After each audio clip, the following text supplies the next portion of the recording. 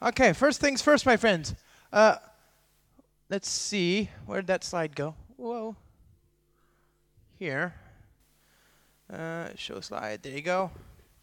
That's worth showing. That's interesting. We're hiring, so if anybody feels like they want to help the Spring team, we're always open. We're always happy to have people working with us. Take a screenshot of that, but pivotal.io/careers. Don't hesitate to find us there. And I'll wait a second for people to collect that information, and then we're going to move on. All right? All right. All right. Very good.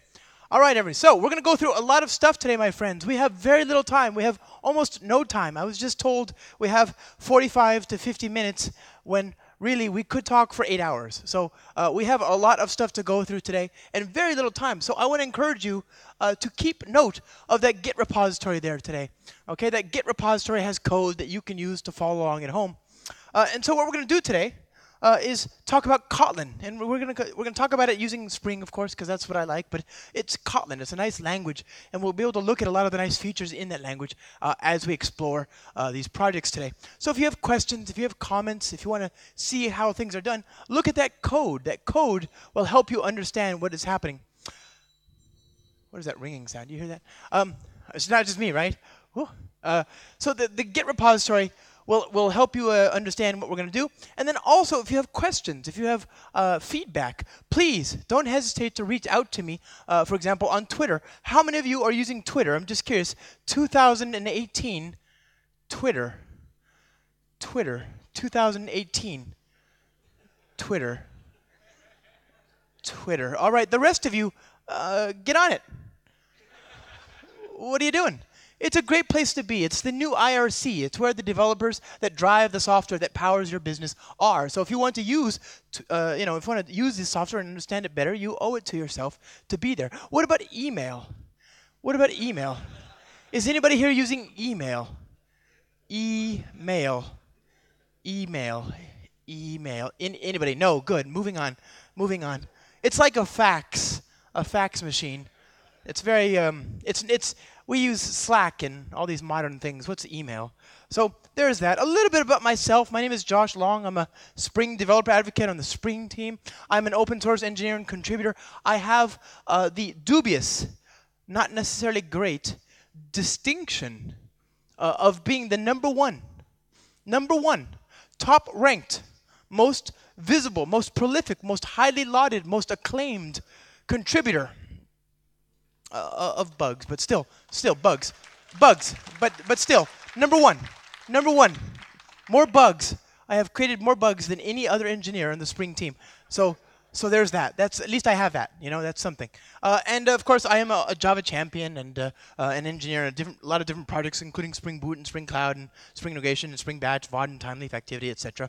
And as part of what I do these training videos. These are on Safari, the online technical marketplace. It's like a Netflix for technical content. So I do that. And I just finished my 5th book. This book took a long time to finish. It took a long time to get right, but I eventually got there. You see, my co-author and I, Kenny Bastani, and I worked on this book. It's called Cloud Native Java. And this book is all about how to build applications that run on the cloud. It's about how to build applications that are meant to be on the cloud, right? Cloud native software. And it's in terms of Spring Boot, Spring Cloud, and of course, Cloud Foundry. And this book took a little longer for us to finish this book than we had expected. Right? We wanted this book to be very quick. We thought that we could do this in just 6 months. No problem, Because as we all know, software estimation is a solved science, right?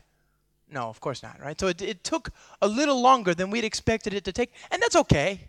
That's okay.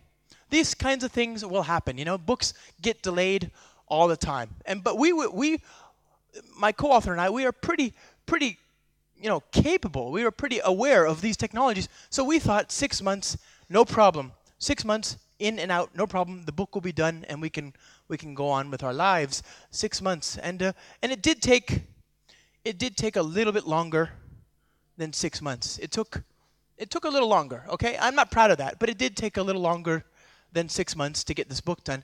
And again, I don't want to say that it was O'Reilly's fault. I mean, Why would I say that, you know? No, no, no. It was definitely not. You know, they're a great publisher, but we did have some trouble, a little bit of trouble, tiny bit of trouble, right? We had some very intense discussions, very intense negotiations that happened between Kenny and I, the author team, and our publisher, O'Reilly. And this deliberation was over something very important, and it delayed the book a little bit. It delayed the book a little bit more than 6 months. It took a little bit more than 6 months to get this book done. But again, no reason that it couldn't be just 6 months, even though Spring Boot and Spring Cloud and Cloud Foundry all change very quickly, all the time. New features, new ideas, new things. Still, we thought 6 months, but it took just a little longer. It took a little bit, okay, it took 2 years. It took 2 years, okay? It took 2 years. It took 2 years. It was not just a little longer. It was way, way longer. That extra 18 months was not expected, all right? But it was for a good reason. As I say, we spent a lot of time going back and forth with the publisher on this very, very important matter. Something more important than almost anything else we could have debated or discussed. We spent a lot of time, almost 18 months, trying to arrive at the animal for the cover. Now, anybody who knows anything about O'Reilly books knows that it doesn't matter what's in the book. People only care about what's on the cover. And so we eventually arrived at a blue ears kingfisher. This is a bird that is indigenous, or as we would say in English, a native to the Indonesian Java Islands. So it's a bird that is native to Java, and birds fly, yes, through the clouds. Yes. So it's a bird that flies through the clouds that is native to Java. It's a cloud-native Java bird. Never mind. It'll come. Give it time. And of course, I work at Pivotal, and at Pivotal, we have a lot of great open source software that we care about. We work on a lot of different projects at Pivotal. These are just some. There's like 10 others that I don't even have icons for, but there's a lot of different open source projects here that we care about very much.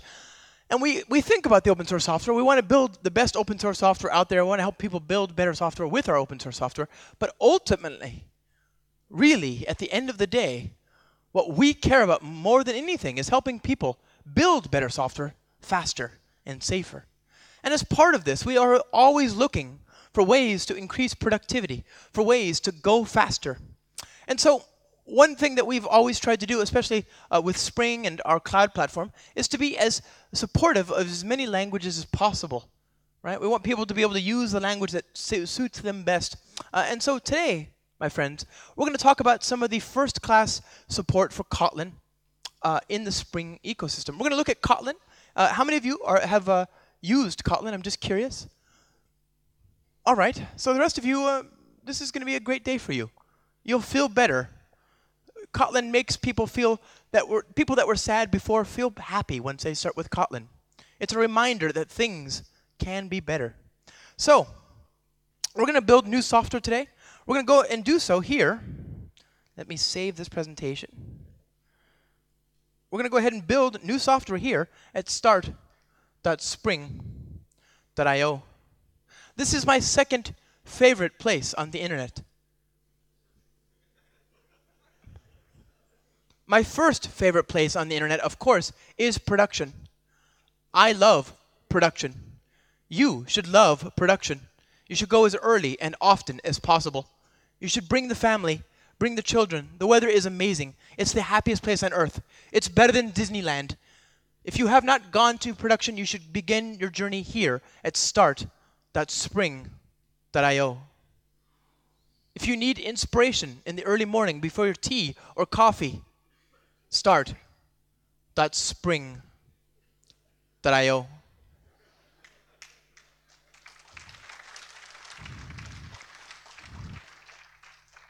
If your children are restless and they cannot sleep, start.spring.io. And if you suffer from indigestion in the stomach after a long night of alcohol abuse and PHP,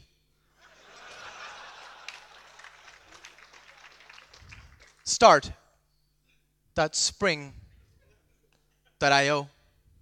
So we're going to build new software here today, and we have a number of different drop-down menus. We're going to choose a Kotlin-based application. You'll notice that Spring works just great with anything that supports annotations and objects. We have support here out of the box for Java, Groovy, and Kotlin, all of which are fine choices. You could also use Scala, also a good choice. All these are great choices, but we're going to choose today for our topic Kotlin, so as to make things easier. And just to begin with, we're going to look at some existing APIs with which you might be very familiar, and we'll use these existing APIs as an opportunity to look at some of the basics in Kotlin. So we'll call this project Basics. In order for us to build this application, we're going to use a JDBC support here, right? We need some sort of, we're going to talk to a JDBC SQL database for our first example. And we need somewhere to store that data. Right? We need a persistence option, a database that supports JDBC, a SQL database. So we have a lot of options here. We could choose Postgres or MySQL or whatever, but I'm going to use H2. Right? Spring, of course, works with any data source, but there's some pre-built, pre-configured ones out of the box here. So we're going to use H2. H2 is an in-memory, embedded SQL database. It's in memory and it's embedded, so that means that every single time you restart the program, every single time you restart the process, it's going to lose all of the data. All of the data that it had in memory is going to disappear, gone. In this way, it's very similar to MongoDB. You'll just lose your data all the time, randomly losing your data, right? So we're going to use H2. And we're going to bring in, I think that's it, actually. I think that's probably it. We'll bring in the web support just because we might need that. And we might bring in the actuator just because, okay? So this is, for our purposes, enough to get the job done. I'm going to go ahead and open this up here. And we'll go to my downloads directory. There we are. Get rid of all that. I don't know what that is. Downloads. Okay, so we're going to open this up in my IDE. I'm going to use IntelliJ. How many of you are using IntelliJ? I'm always curious about this. IntelliJ. Oh, very good. Look at that. That seems to be, I think that's a majority at this point. That's interesting. Good choice. Good choice. What about Eclipse? No, I mean, anything's fine. What about Eclipse? Eclipse is awesome, too. I love Eclipse. And I think that Kotlin, the team that worked on Kotlin, are from JetBrains. They're the team that worked on Kotlin. It's JetBrains. They created Kotlin. But you have to give them a lot of credit. They also created the Eclipse plugin, which I think is pretty cool, right? Like, they don't have to, but they did. You know, they really want this language to be they want this to be successful, not just for their IDE and not just for their users. What about NetBeans? Anybody here using NetBeans? I love NetBeans. Good stuff. Right on. Okay, right on. Good stuff. What about Emacs? Where are you? Where is he? Where's the Emacs guy? I don't see him today. You see, it doesn't matter which city or country or continent I go to. It doesn't seem to matter. Every single time I ask, who uses Emacs? And the same guy raises his hand. The same human being. Who uses Emacs? I do. And then he leaves. Maybe to meet me at the next place. I don't know. Just to troll. Just to troll over and over. So we have now a new application, and we're going to add to this application a few dependencies, but you can see that Spring, the initializer, has already generated everything we need to be successful using Spring and Kotlin together. And this is one of the big features of Kotlin, is that it's the team that works on it really wants it to work nicely with your technology. So Kotlin has, for example, a standard library for JDK and some reflection support. There's even a module supporting JSON marshalling for JSON there. All of that is just added to the class path for you automatically. And a build plugin is here. So I don't have a separate SDK or anything else like that on my local machine. I just have this basic Spring Boot set up, and I've told the project about my source main Kotlin directory. The nice thing about using Kotlin is that, in theory, you could have the same Java and Kotlin code files in the same directory. You could just put .java and .kotlin, .kt in the same code directory, and the Kotlin compiler will just make it work. It just works, right? So you can take existing projects and slowly move them to Kotlin, or you can stay in Java, or you can go, completely to Kotlin.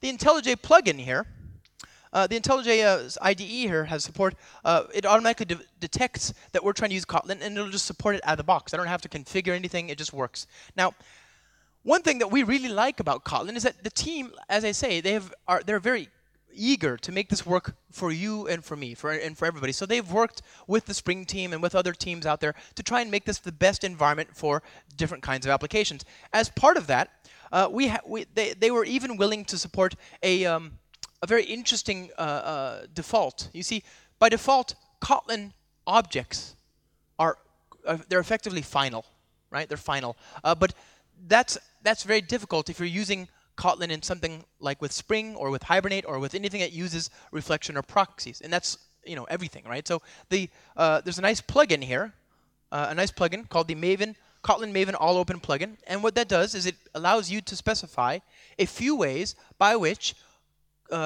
classes should not be final by default. In this case, it works with Spring's annotations. So if you have an annotation, a stereotype annotation like @configuration or @rest controller, then it becomes open. It becomes non-final, basically, right?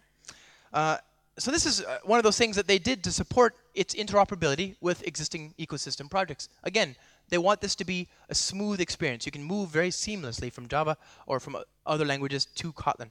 Now, I'm going to add some dependencies here. I always forget these dependencies, so I'll do this now because I don't have the checkbox on start.spring.io, unfortunately. I'm going to go ahead and add these dependencies here. So here we are. This is me copying and pasting code. You should never ever do this. Never. Not even when you're all by yourself at home and no one is looking. I'm going to copy and paste. Okay. So there's the exposed. That's the Kotlin ORM framework. It's a very popular option in the Kotlin ecosystem. It's just another option. It's a nice option. You don't have to use it, but it works nice. So here we are. Repositories. Paste. All right. Look at that. Cleaned up. So we have now a extra repository, and we have the support here for working with exposed from within our application. This is an ORM framework. So what we're going to do is we're going to build an application here. This is our entry point into the class, into the application. This is our public static void main. Now you notice that we have two things here. We have a top-level class, and we have a top-level function. These are two different things. This class is a top-level thing. It's complete. I can do that if I want to, but it's redundant. I don't need to specify this, right? Then we have a top-level function. This function could be inside of the class, right?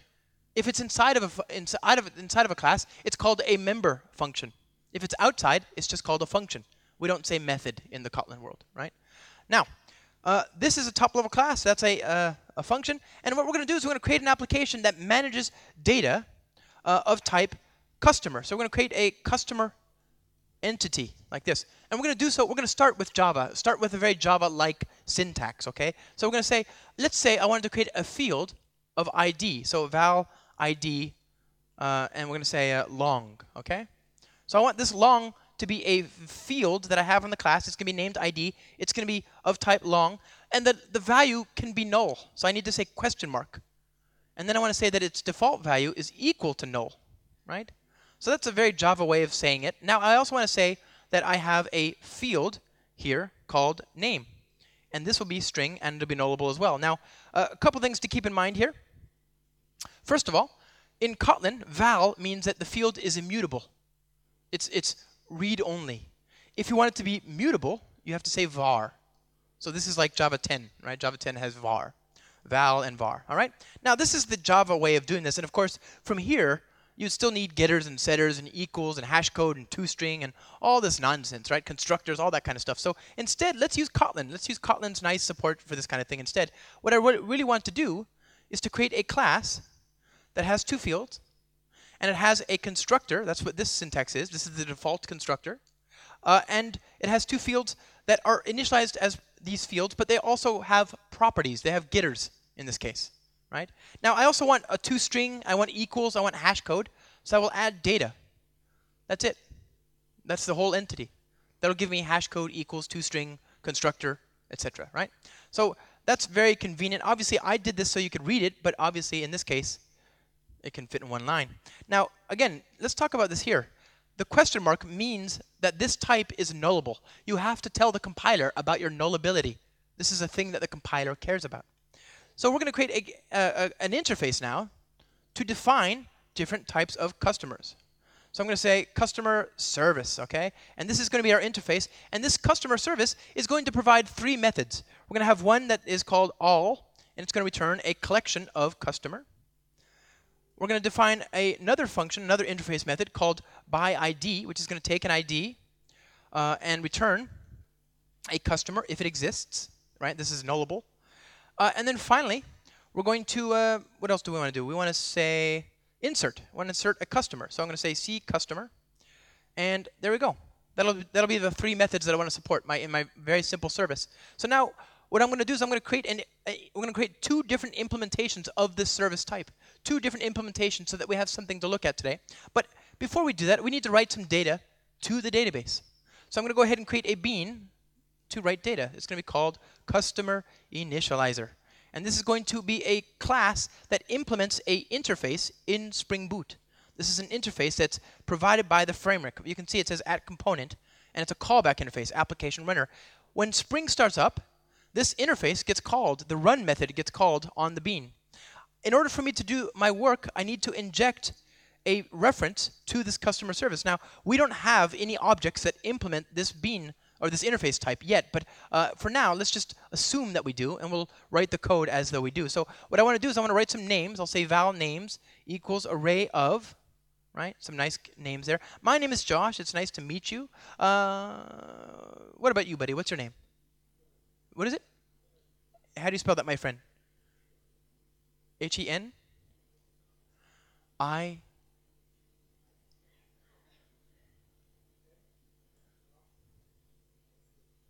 Like that? Very cool. Nice to meet you, buddy. Let's see. Miss, what's your name?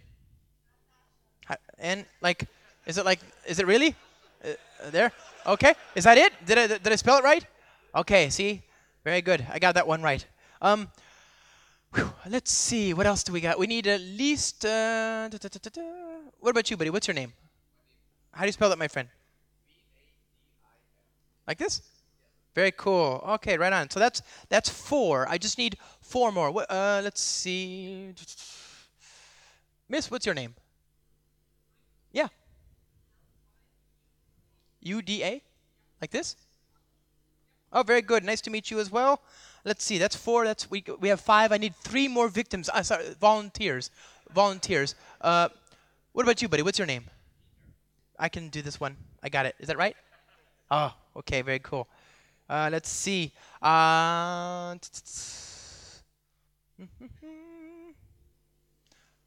Miss, what's your name? Yeah. How do you spell that, my friend? M-A-R?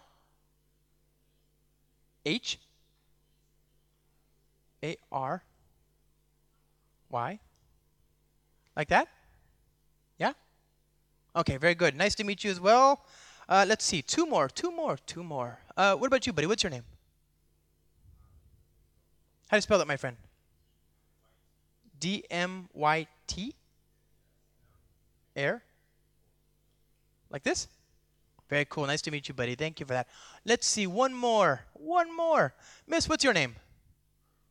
How do you spell that?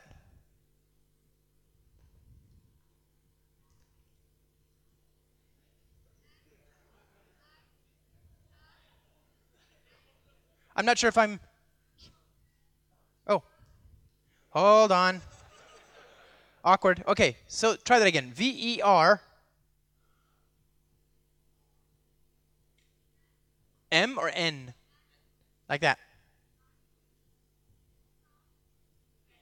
Okay. Like this? Oh, very good. Nice to meet you, buddy. Good. Look at that. There's 8 of us, and I didn't have to do a lot of work to create the array. It's just an array. Now, this has a type. It's inferred automatically as an array of string. But I don't need to specify that. It's type inference, right? So I can now say, I want to visit each one of these names, and for each name, I want to write data to the database. Now, I could do this as I would using Java. I could call the function, and then I provide a lambda, and then I can say for the lambda, here's the name, and then I want to say that I want to write each record to the database. I'm going to say insert a customer. Now, before I do that, I'm going to say names.map. And I'm going to do this like Java, okay? So I'm going to say name. I'm going to create a customer here. And I could say that the ID is null and that the second parameter is going to be equal to name, right? That's certainly an option. And then from there, I could say, let's map it, right? So actually, you could get rid of that intermediate stuff there, and that still works. Now, this is going to be OK. What I have here is now a customer. And I'm going to save this to the database. And that certainly will work. That'll work. But there's some problems with this. First of all, this is very Java-like, right? This is a little bit more code than we would need to write on a given day. In Kotlin, if you have a function that takes a lambda, or if it takes no parameters, if it takes a lambda as the last argument or as the only argument, you don't need the parentheses around the lambda. You can just drop that, right? So I can get rid of that here as well. And also in Kotlin, if you have a lambda that takes just one parameter, then you don't need to specify it. There's an implicit parameter called it, right? It, in this case, is equal to type string. So I can drop this as well. All right. Now, also, in this case, I have an entity, I have a data class, and I have passed in the ID and the string, but I can actually just say name equals it. Right? I can address just that one field. It's a named constructor argument. So that cleans up the code quite a bit, doesn't it? Look at that. That's much nicer. Now, looking at this code, I can also see that I have a Spring Bean here. This is a Spring Bean. If you know about Spring, Spring is a big bunch of objects. It's a big container full of objects. So I want Spring to manage. I care about the side effect. I want the side effect of this application renderer. I don't want the top-level type.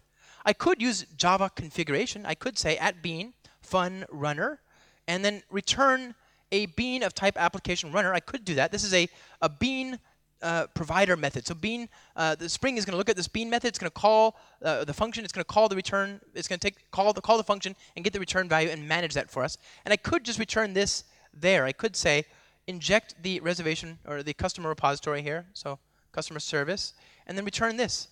I could do that, certainly, right? That's one option. Okay, that works.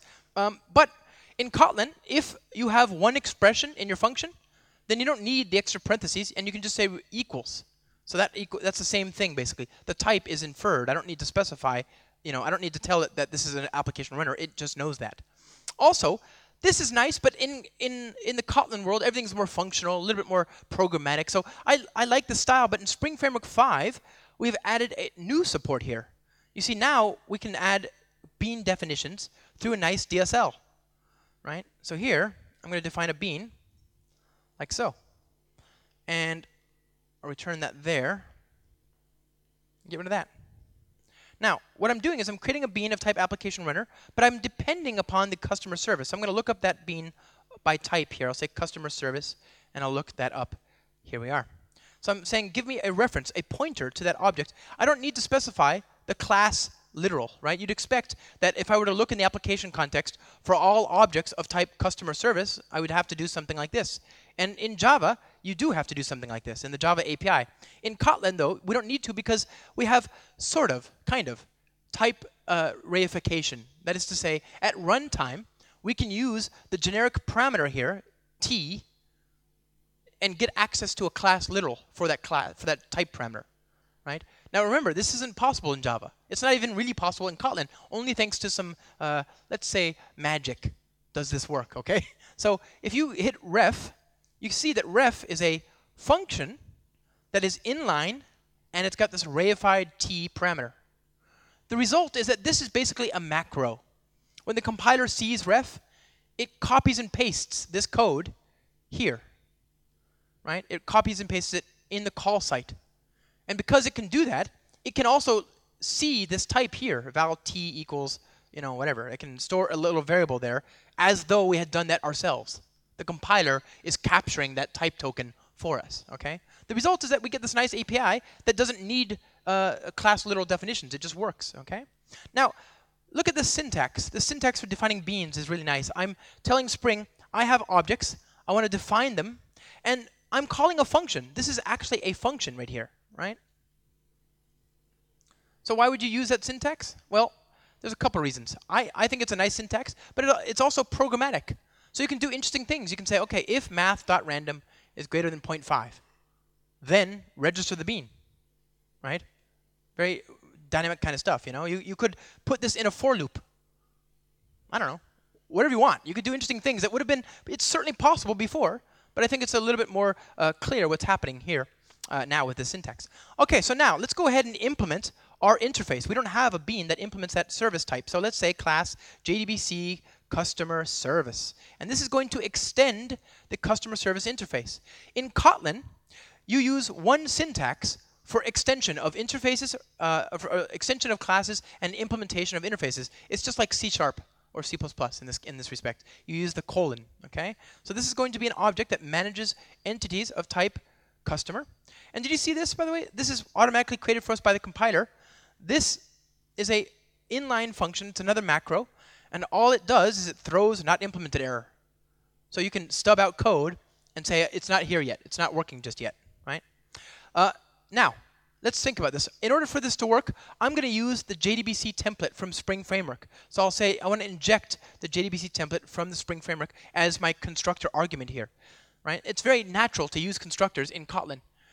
Constructor injection, by the way, is the only real way to do this. Every single time you use field injection, a unit test dies.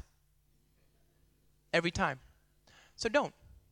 Okay? So we're going to use constructor injection, and we're going to implement this code using that. So we're going to say, okay, let's get all of the records. I'm going to say JDBC template dot query select all from customers, right?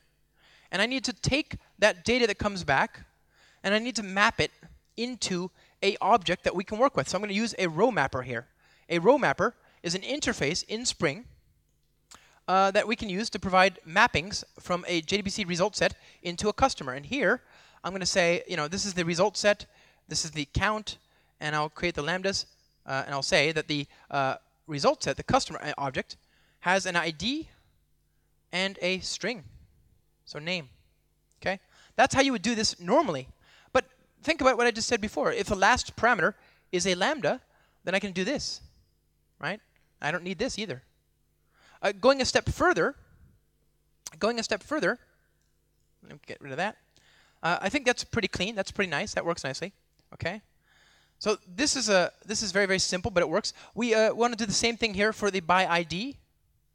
So I'm going to say return the results by their ID. Here we are. All right. JDBC template query for list. And here, okay, compiler's trying to help me. Think about what I'm trying to do here. I'm trying to say, come on. Good. All right.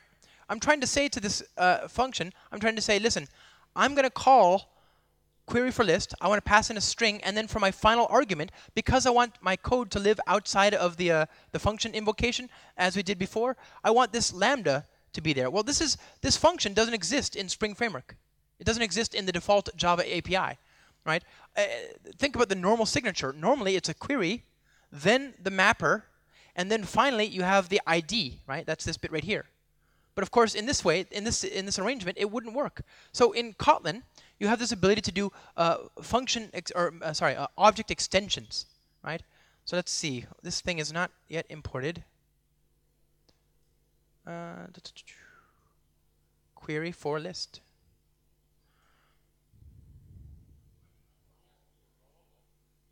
Sorry? Oh yeah, thank you. For object, thank you. Okay, there you go. See that? I was trying to get that thing to pop up. There. See that? The compiler, the framework, provides these extra extension functions, and this one is called query for object. I'm going to import that, and you can see that that's imported here directly. That doesn't exist in the default Java API. This is the nice thing about using Kotlin, especially with Spring. It's like playing a video game. You have secret levels that you can get to only from Kotlin, right? These levels are only playable if you're using Kotlin. They're nice extra functionality that only works in Kotlin. They're in the same jars as the Java code, though. So if you're using Java, you'll never even see them. They're just right there, watching you, waiting for you to use them. But they're not. You can't use them because you're using Java. If you want to play the whole game, you got to use Kotlin, right? So we have these extra extension functions, and some of these functions can do things that are more natural in Kotlin. So here, I'm saying query for object, select ID, select all from customers where ID equals question mark, and we pass in the ID, right? This function, this arrangement, this whole thing doesn't exist in the regular Java API. And then finally, we want to write data to the database. So I'll say this.jdbc template.update, insert into customer, and it'll be ID. Well, we don't need the ID. We can say customer name, values, question mark. And here as well, I'm going to provide the name. All right? And that's it. That's the whole thing. So let's go ahead and try this out. Let's see if that works as we've written it right now. Now, of course, we need a schema, don't we? So I'm going to create a schema. I'll say source main resources schema.sql. Okay. And I'm going to say that I want to copy this from here. So cd Bootiful Kotlin basics find iname SQL. Whoa. Okay. Cat. Good. Copy that. Paste. So there's my table, customers. All right. Now let's go ahead and see what happens when we run this bean with this class, this function.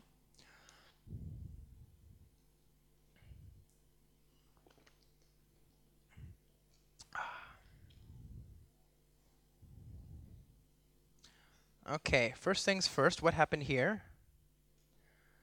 Customer, not found. It's called customers. That's the issue there. So insert into customers. All right, very good. Fix that.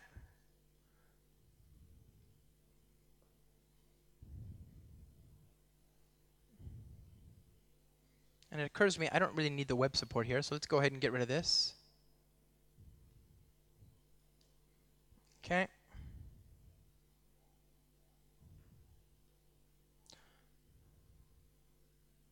So did that work? We did, okay, that worked. That actually wrote the data. Now let's go ahead and prove that the data is there by iterating through the record. So I've got all of this. I'm going to write it out. Now I'm going to say customer service dot all, and I'll say dot for each.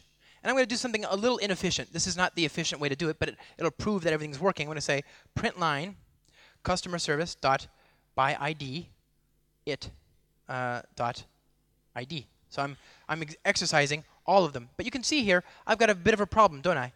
When I call by ID expects the parameter to be not null, right?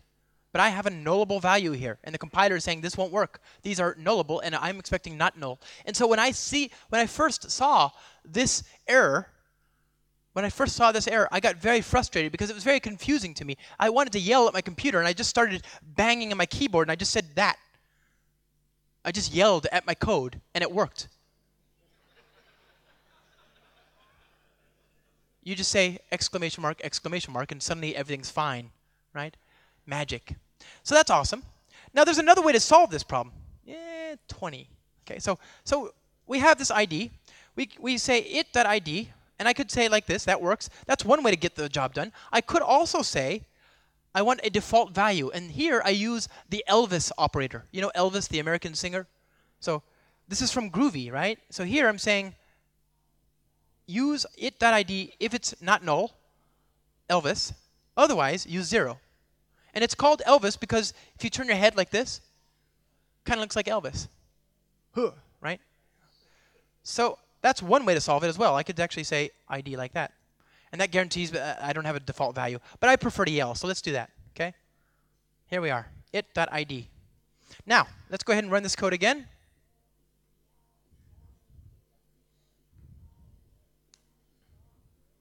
All right, it worked. There we are. What am I doing wrong? Sorry?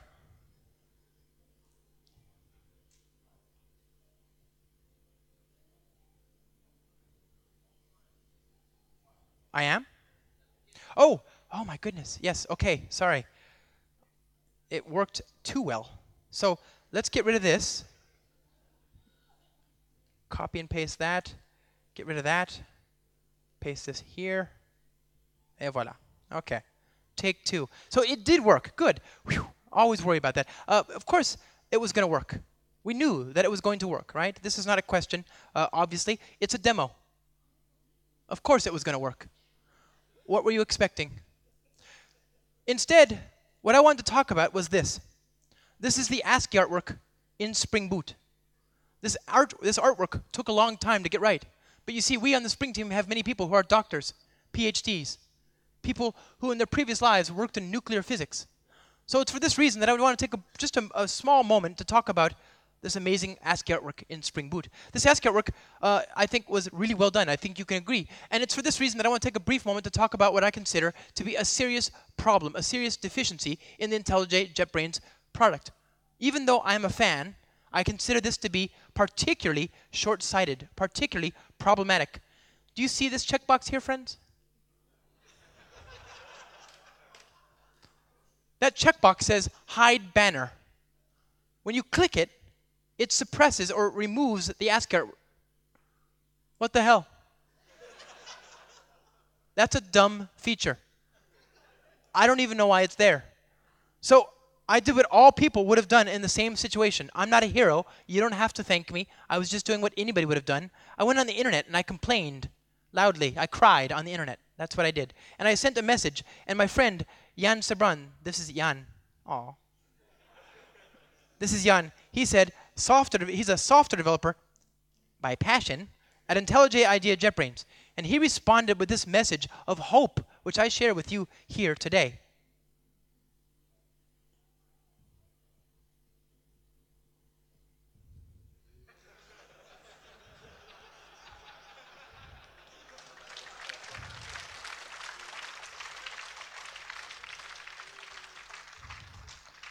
Don't worry, my friends. Hope springs eternal. Now, I'm still waiting on that patch. He keeps promising me that this will be in the next release. This is 2016 that he said this, but he keeps saying next week it'll be there, one day. So anyway, people ask me sometimes, can we change this ASCII artwork? And I think that's a ridiculous idea. You're not going to be able to do a better job. Look at that ASCII artwork. It's amazing. It's been beautifully well done by amazing people. But maybe you want to do a better job. Maybe you feel like you can. So I will show you how. It's very simple. All you need to do is to copy a desktop banner.txt into the directory. So banner.txt downloads Bootiful Kotlin, or basics, source, main, resources. Okay? So I'm going to go to my downloads basics directory, maven clean, Spring Boot :run.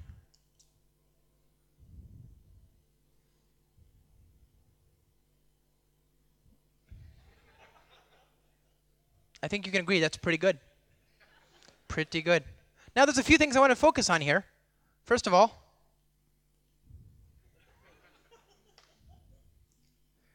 it says, it says meow. Also, this part right here is my favorite.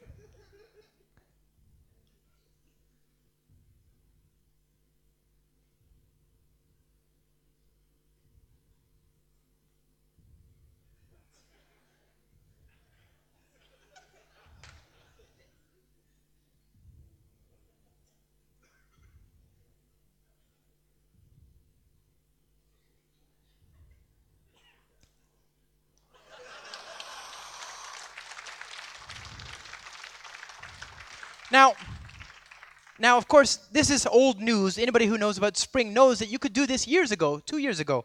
Instead, what I really wanted to talk to you about is the biggest feature in Spring Framework and in Spring in general, in all software, really, ever, is this new feature that we added to Spring Boot 2.0. Uh-huh.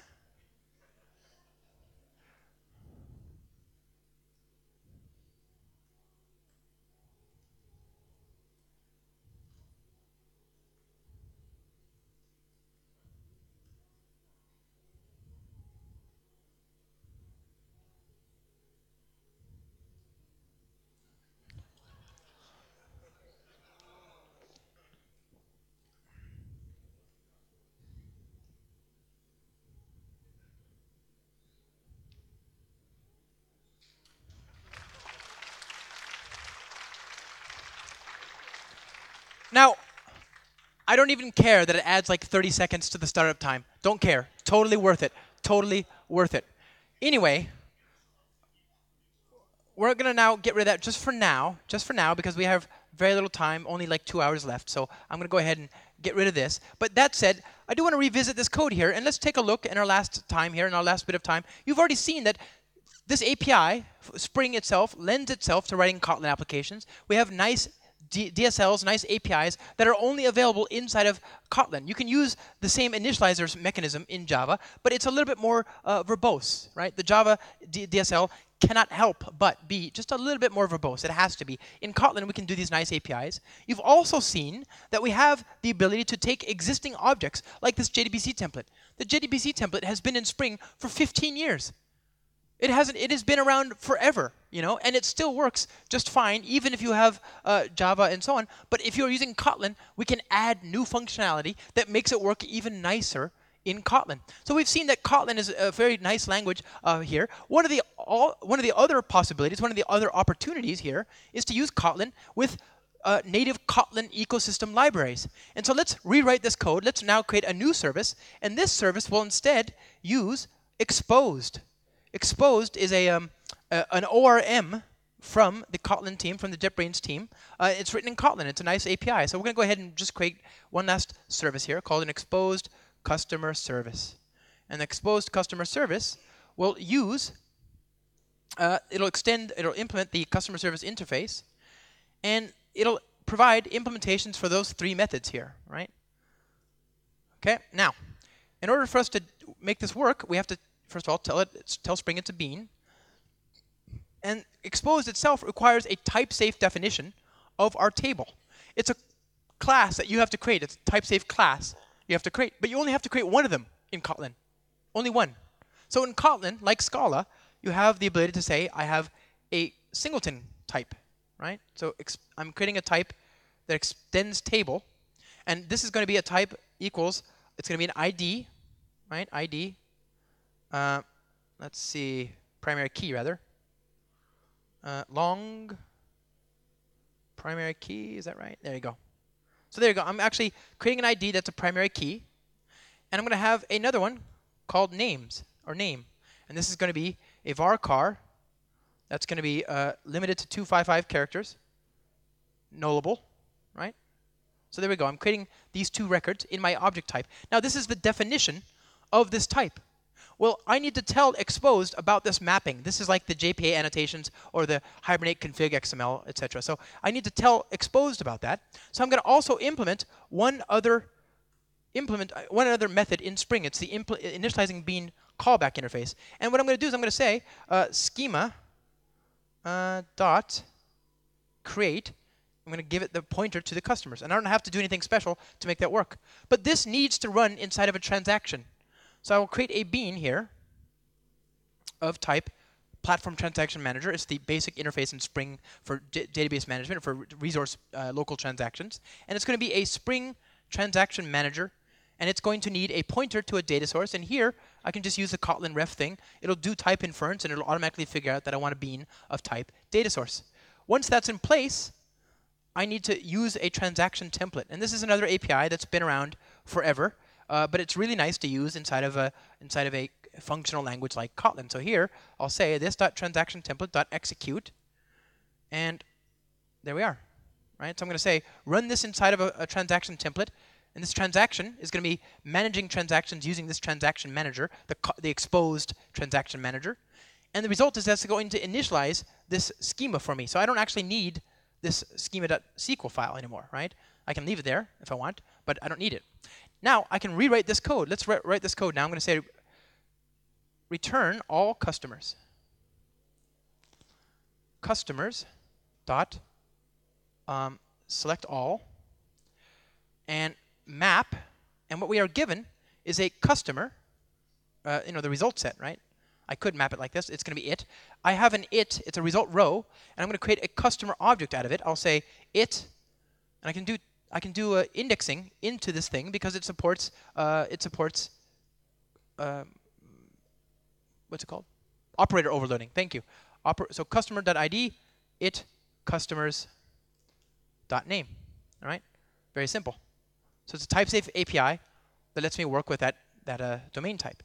Now, here's a slightly more involved one. Here I'm going to say select by ID, select where. Is it when? Select no, select where. There we go. You know what? Time to copy paste. Just to make sure we get it done. All right. Cheating. Okay. So there's this one. We don't need this one. We already have that. Everything else should be very similar. There you go. So there's the exact working thing. Same interface, same definition, but it's type safe. You can see I'm saying customers.select where the ID equals ID, map it to a customer, and then return either a first result or null.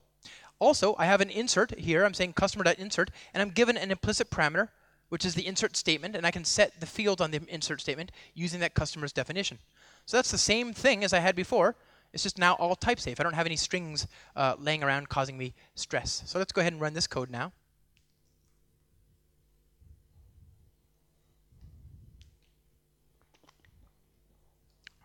Oops, no transaction in context.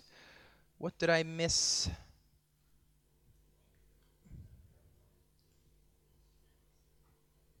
Sorry? Oh, well.